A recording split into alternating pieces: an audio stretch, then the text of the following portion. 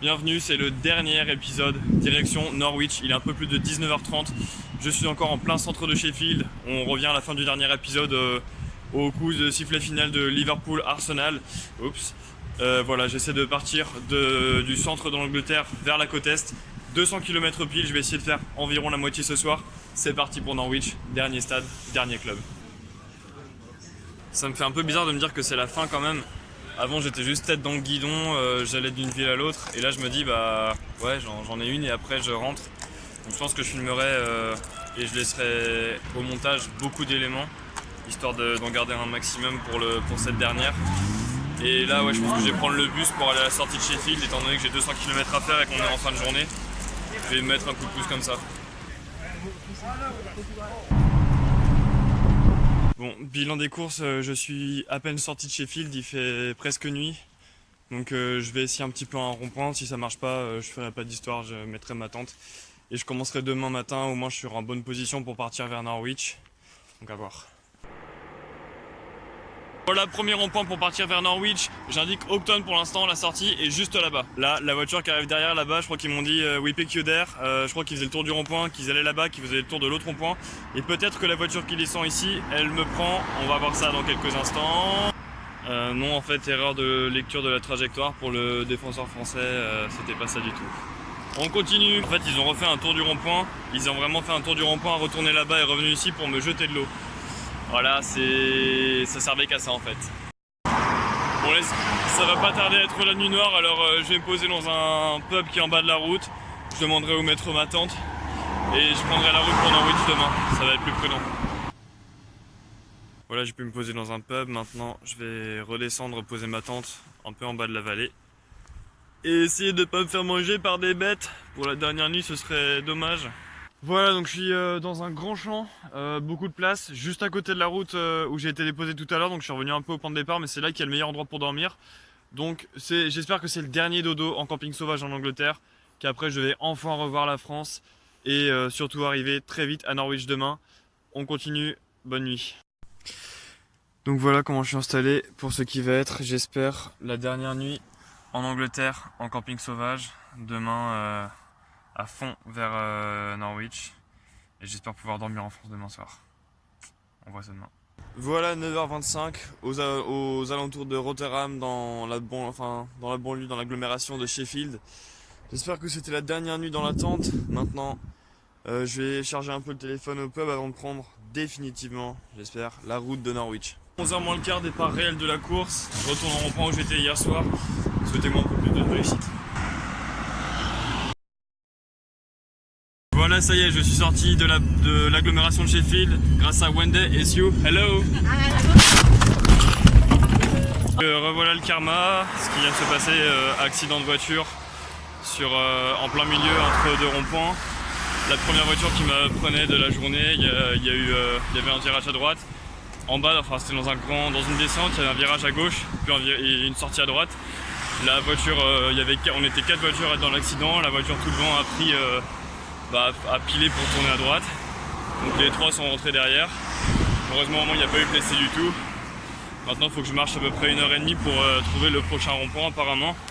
En attendant c'est que de la route toute droite donc pas de chance mais au moins personne n'est blessé, c'est le plus important. Pas trop loin de l'accident, les voitures ont de quoi s'arrêter donc je vais essayer ici.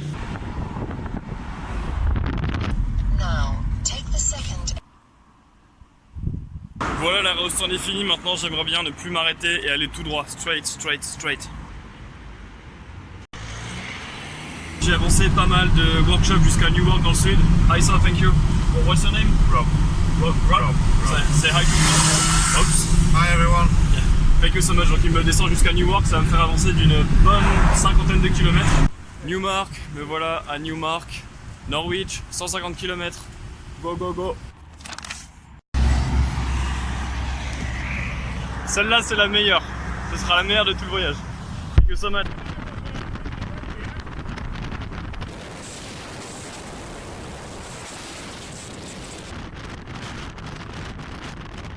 Ravi Alan la démarre, on peut l'appeler, s'en va, va falloir que je me recoiffe.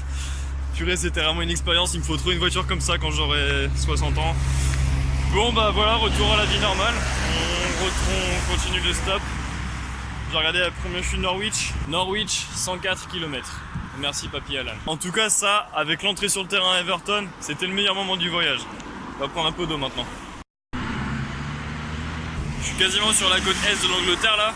Alan me le faisait remarquer et ça se voit bien, ce sont des terres très agricoles.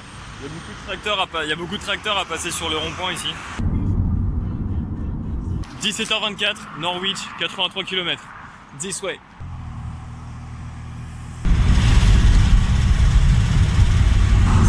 Voilà, je vais à King's Lynn, je suis avec Darius et Ginella. Givela. Et donc voilà, ils sont de Lituanie et ils me déposent à King's Lynn. You're living there? Yeah, we do. Ok, brilliant. No, they don't need to be popular. Darius et Givela qui me déposent chez eux pour l'instant pour que je mange avec eux. Et surtout... Et après ils me redéposent sur la route. À moi Norwich. En plus là mes amis lituaniens ils m'ont laissé une besace avec de quoi me régaler dedans, des mirabelles ou des prunes, je sais pas exactement, de leur jardin, délicieuses. Parfait. On reprend la route. Norwich, here I come. Avec mon maillot de Leicester. Donc quoi neuf, je me disais on va à Norwich, c'est peut-être pas très bien de mettre un maillot de Leicester. Et il fallait que je sois pris par deux supporters de Leicester. Hello, say hi to France. Hello. En plus... Oui voilà parce que because Steve, your father's French, he was French. Yes. Voilà donc en plus monsieur a un père français et vient de Leicester, supporter de Leicester, ça pouvait pas mieux tomber. Direction Norwich, je suis avec Bradley. Hi Bradley, you okay? How you doing? What have you been doing today? Oh, I went to go see my friends in King's Lynn, so now driving back home, ready for work tomorrow. Unfortunately, on a bank holiday. Ah ok. So bank holiday tomorrow or... Yes. Yeah ok. So you still holiday. Donc voilà il profite du bank holiday lui aussi. Je le rappelle c'est le week-end de 4 jours en Angleterre. Donc il était chez des potes à King's Lynn là où j'étais. And I was figuring out you're going to be the last car of my trip. You're Yeah, the very boy. last one mate. So thank you very much. Je me rends compte que c'est la dernière voiture puisqu'il va me déposer dans le centre de Norwich. Donc voilà merci à toutes les voitures qui m'ont pris pendant le voyage en Angleterre. And thank you Bradley. Cheers. No problem. Here it is, Norwich, 20 sur 20, enfin pas encore.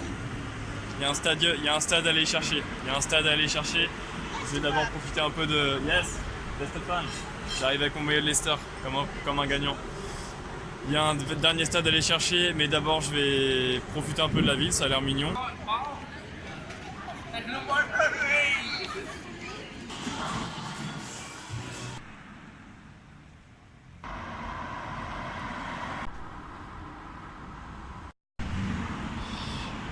Donc voilà, j'arrive bientôt sur Carrow Road. Carrow Road, c'est le stade de Norwich, club créé en 1902, qui n'a jamais gagné la Première Ligue, qui n'a gagné que 2 Coupes de la Ligue, qui a gagné 4 championnats de 2e division par contre, dont celui de la saison dernière, puisque Norwich c'est un promu, qui a donc gagné la Championship. Sa particularité dans son effectif, c'est son avant-centre finlandais, Teemu Pukki, déjà 5 buts. Teemu Pukki c'est déjà 5 buts en 3 matchs de Première Ligue cette saison. Il a 29 ans, mais ça peut être la révélation de... Enfin ça l'est déjà, mais ça peut être l'un des meilleurs buteurs de Première Ligue cette saison. Et ils ont beaucoup de joueurs intéressants dans Norwich. Il y a Cantwell en milieu droit, un jeune qui pourrait percer, bref. On va les découvrir tout au long de la saison bien sûr, mais moi j'ai un stade à découvrir et un challenge à finir. Il est là, le dernier, le 20e, il est au bout du virage.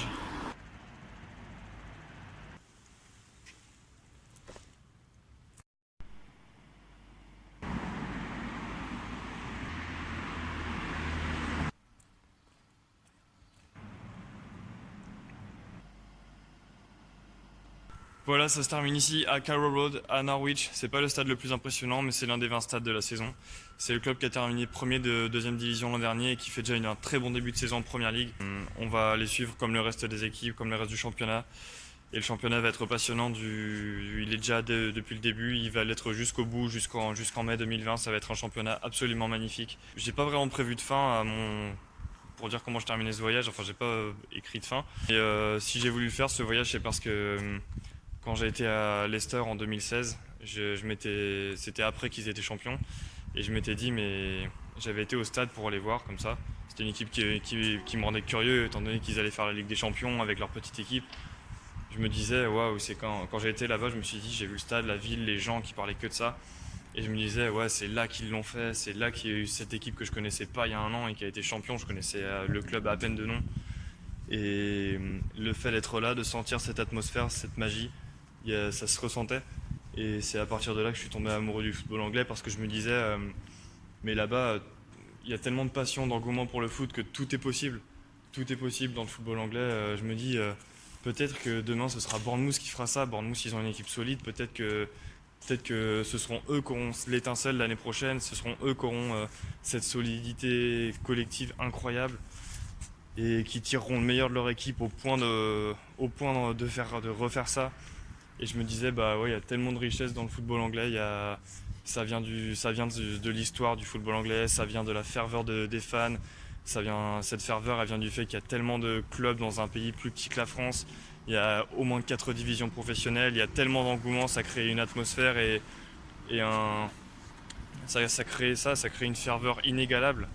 Et je me suis dit, bah, j'ai envie de voir tous les clubs de Première Ligue, j'ai envie de voir les supporters de tous les clubs, j'ai envie de voir toutes les villes de Première Ligue sur cette saison. Donc je vais voyager, je vais partir en stop, comme je me disais, en plus le stop c'est faisable. Je savais pas comment c'était en Angleterre, mais en stop, en France j'en ai fait pas mal et je me disais en Angleterre, bah ouais, j'ai réussi à faire stop avec John Soulo pour aller voir la finale de la Ligue des Champions à Madrid. J'avais fait un reportage pour RMC Sport là-dessus et on avait réussi à faire Paris-Madrid en 24 heures et bah pourquoi pas faire tous les clubs de Première Ligue. Je me disais 2 semaines et finalement le stop en Angleterre ça marche très très bien. J'ai trouvé comment aller vite. Ça m'a pris 12 jours. Je suis parti le 13, on est le 25 au soir. Surtout d'avoir rencontré tellement de gens avec qui on a parlé tellement de choses, notamment de football, de leur club, de l'histoire de leur club, de pourquoi est-ce qu'ils aimaient ce club, de comment est-ce qu'ils avaient vécu le passé de leur club, comment on m'a raconté tellement d'histoires. Et j'ai rencontré tellement de gens qui m'ont donné tellement de services. Alvin qui m'avait hébergé à Southampton, Tom qui m'avait ensuite hébergé à Brighton, Gerrard à Liverpool qui m'a accueilli dans sa famille. Tellement généreux et les voyages ça réserve tellement de surprises et c'est comme le football, voilà, c'est comme la vie quand on y va avec passion, avec amour, on découvre toujours des choses géniales. C'est comme ça que je l'ai senti pour mon voyage. Donc j'espère que ça peut donner à des gens envie d'aimer encore plus le football anglais, de s'ouvrir encore plus à toute la ferveur qu'on peut y trouver. Et que ça peut donner envie aux gens de voyager, même sans argent. Voilà, on peut faire tout un pays en 12 jours sans dépenser d'argent j'ai dépensé de l'argent pour manger, hein, mais en voyage, c'est possible de voyager, de bouger loin et beaucoup sans dépenser d'argent. Donc voilà, vive la Première Ligue, vive le football en général, vive le sport en général, vive toutes les choses qu'on fait avec amour et avec passion. Je suis content d'avoir fait tous ces stades. J'espère que tout le monde va aimer peu importe le sport qu'il suit, j'espère que tout le monde va aimer la saison qu'il suit le plus, l'équipe qu'il suit le plus, que la saison va être passionnante dans tous les sports, dans tous les championnats. Et voilà, merci d'avoir suivi mes vlogs aussi et j'espère que ça vous a plu et à bientôt.